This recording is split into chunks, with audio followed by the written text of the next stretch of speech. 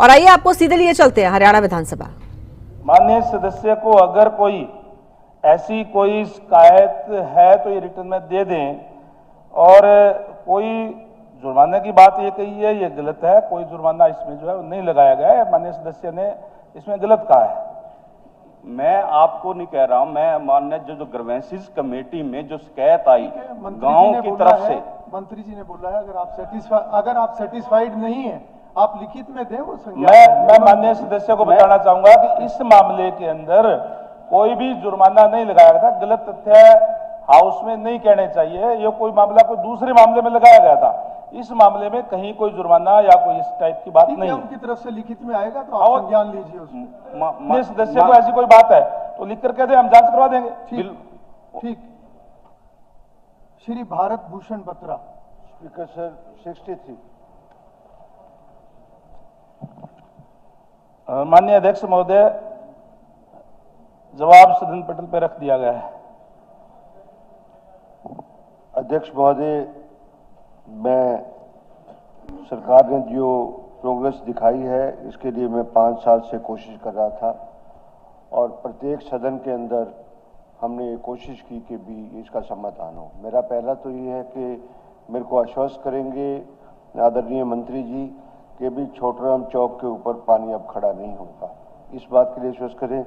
Second, ये related सवाल श्री आदरणीय विपुल गोयल जी के साथ भी है, क्योंकि एक डिपार्टमेंट टेकअप करता है उसमें।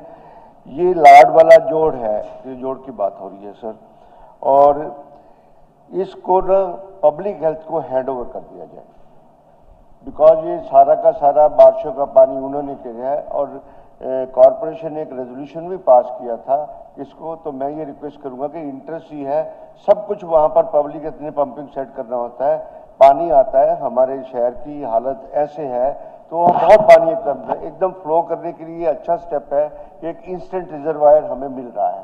इसलिए एक तो पहला ही मैं कि पब्लिक हेल्थ को हैंड ओवर कर दे।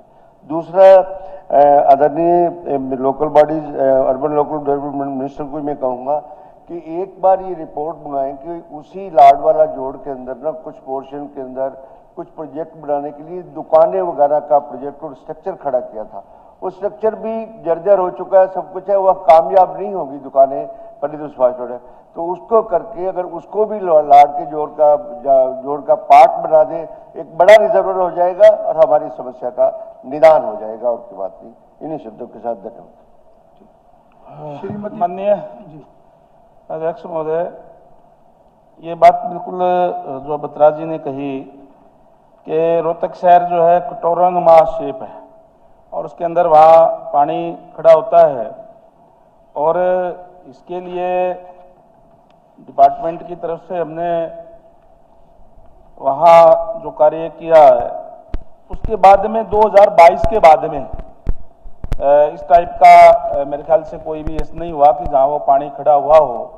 और डिपार्टमेंट की तरफ से वहाँ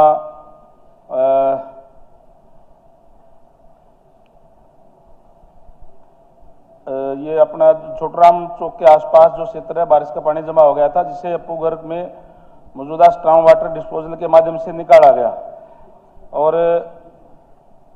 सर, छोटराम चौक को बरसाती पानी की निकासी को बेहतर बनाने के लिए नगर निगम रोहतक द्वारा लाडवाड़ा जोड़ अपूगर्ग में एक मध्यवर्ती पंपिंग स्टेशन का निर्माण कार्य प्रगति पर है। यह कार्य 15/5/25 तक पूरा होने की संभावना है। और सर, छोटराम चौक से तालाब तक बरसाती पानी लाइन बिछाने का प्रस्ताव नगर निगम द्वारा विचाराधीन है।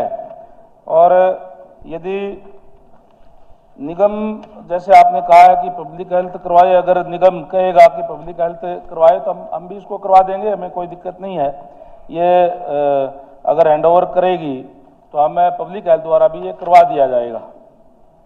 ठीक है, वो तो उनका तो यही कंसर्न है कि पानी ना खड़ा हो, और उधर वो ट्रांसफर करने का है, वो सेपरेटली टेकअप किया जा सकता है। अध्यक्ष जी, जो माननीय सदस्य ने जो बात रखी है, अगर उसके विचाराधीन है तो ये तो अच्छा पब्लिक हित में काम है, करा देंगे, उसे ट्रांसफर कर देंगे और कराना है काम। ठीक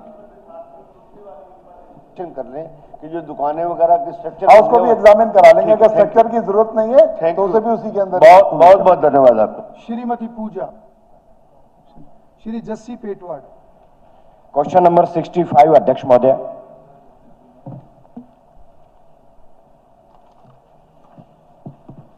आदरणीय अध्यक्ष महोदय, हमारे सदस्य साथी ने ये प्रश्न पूछा है कि 2018 के बाद राज्य के खिलाड़ियों को नगद पुरस्कार नहीं दिया गया। नहीं श्रीमान जी, ये तथ्य नहीं है। हमारी सरकार ने 2018 से और 2024 तक 9,202 खिलाड़ियों को 428 करोड़ रुपए की नगद पुरस्कार वितरित किए गए हैं। शेष जो पुरस्कार बचे हुए हैं वो भी जल्दी कर दिए जाएंगे। हैरानी की बात है अध्यक्ष महोदय, मेरे मित्र खेल मंत्री की बात कभी भी करोड़ों से नीचे नहीं होती और जमीन पे हालात ऐसे हैं नहीं। 2018 के बाद से, जबकि हरियाणा जहां खेलों के लिए जाना जाता है, 2018 के बाद से अध्यक्ष महोदय नेशनल स्तर पे जो मेडल आते थे, फर्स्ट को 3 लाख रुपए, सेकंड को 2 लाख रुपए और थर्ड को 1 लाख रुपए मिलता था, जो कि एक कैश अवार्ड 2018 से बंद है। उसमें एक बात और मैं माननीय खेल मंत्री जी को बताना चाहूंगा, सी ग्रेड की नौकरियों में 3% स्पोर्ट्स कोटा था जी, वो भी बंद कर दिया गया। नहीं, आपका सवाल जो जी है वो मेरा कैश अवार्ड भी लेके है। हाँ जी, कैश अवार्ड को लेके डाइवर्ट मत करो। ठीक है जी, ओके। और दूसरा, अगर मंत्री जी का जो जवाब है, जो उन्होंने फिगर दिया है, क्या आपको लगता है कि वो फिगर ठीक नहीं है? अगर नहीं है तो आप रिटर्न में दो।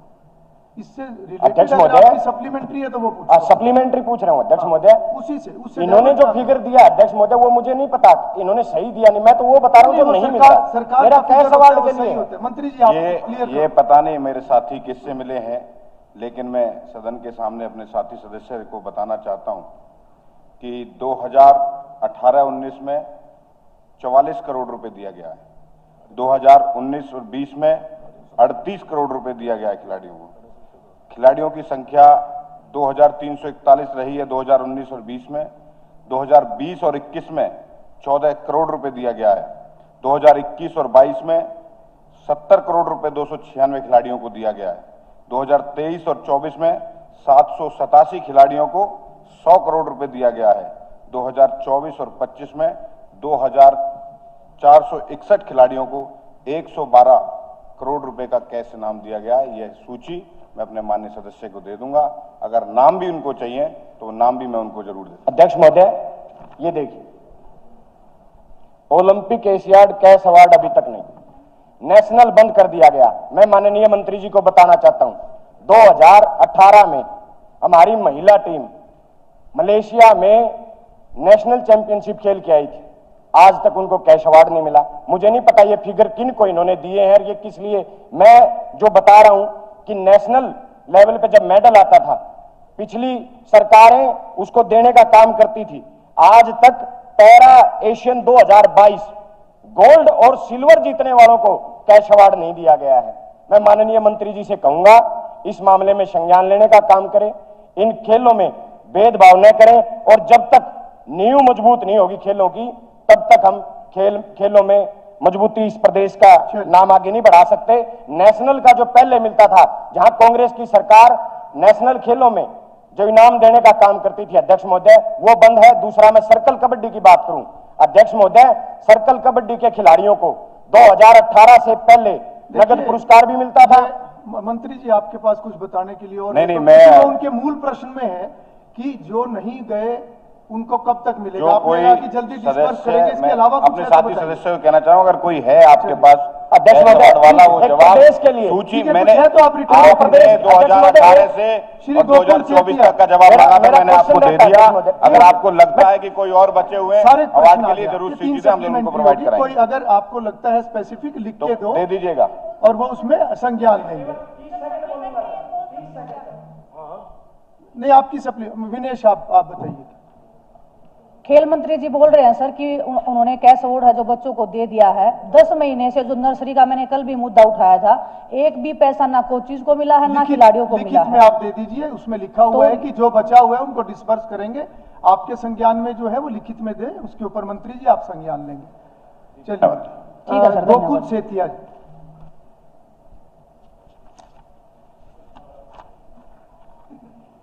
Shri Chandramohan, Shri Arjun Chautala. Sir, question number 68।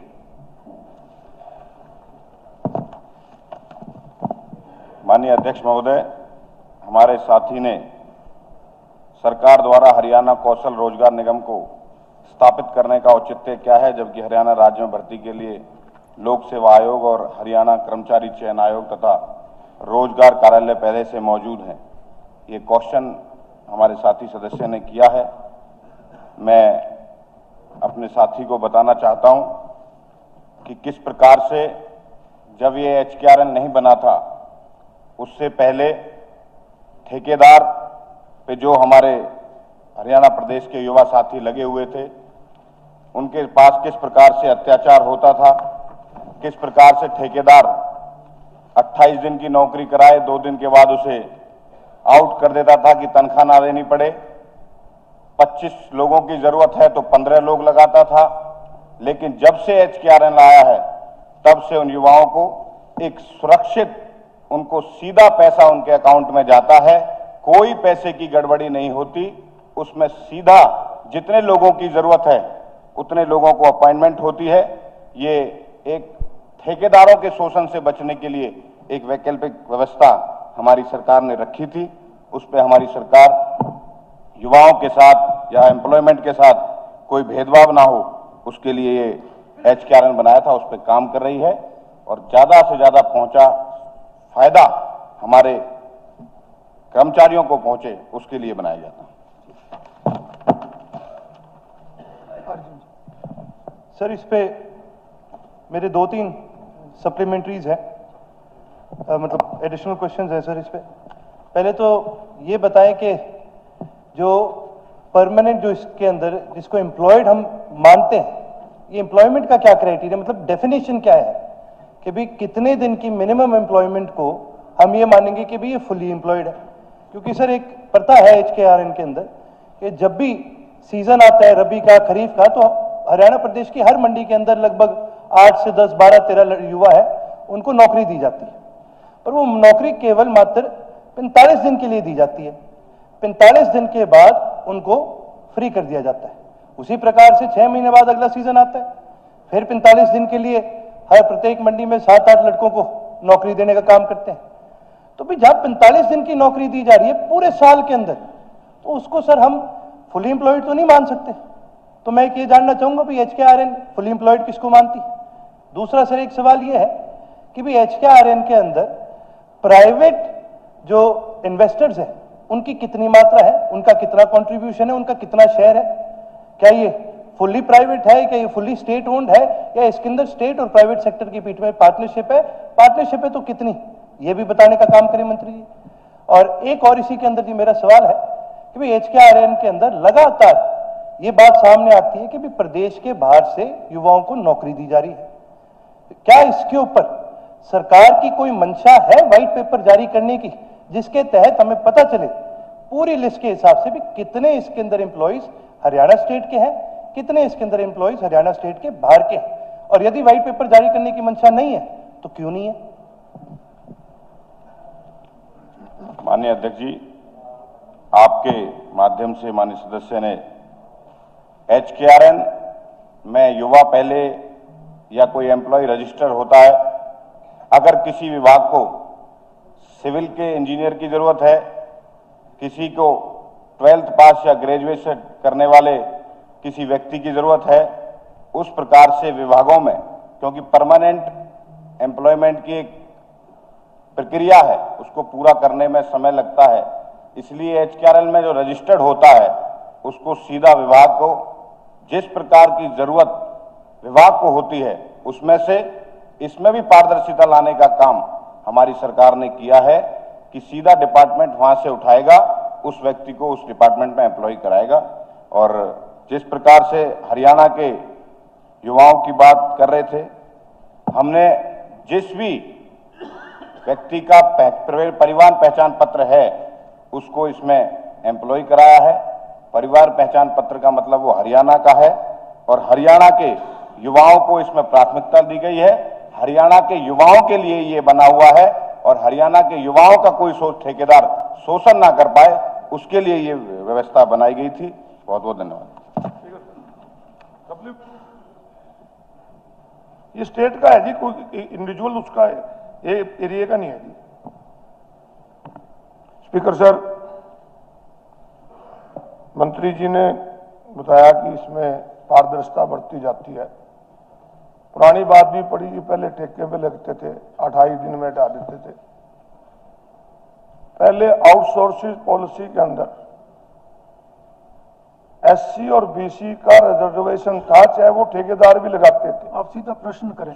आप प्रश्न कर रहा हूं जी। प्रश्न मेरा प्रश्न है मंत्री जी से कि जो संविधान के अंदर हमारे एससी बीसी भाइयों को नौकरियों में रिजर्वेशन मिला हुआ है, क्या वो इस कौशल रोजगार में एससी बीसी को आरक्षण देंगे ताकि गरीब आदमी को फायदा हो? ये विषय थोड़ा सा अलग है। नहीं, ये वैसे विषय अलग है। मंत्री जी जवाब देना चाहें तो दे दें, पर विषय थोड़ा अलग है। मैंने सदस्य जो पूछा है, उन्होंने क्राइटेरिया पूछा हमने है, जो मूल प्रश्न है वो क्राइटेरिया है। पूरी क्राइटेरिया के साथ जिस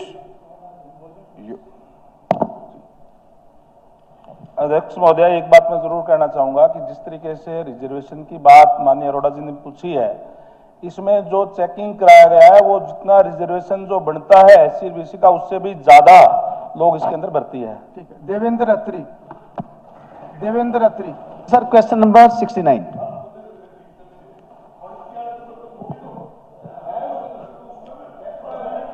चलिए अरोड़ा जी।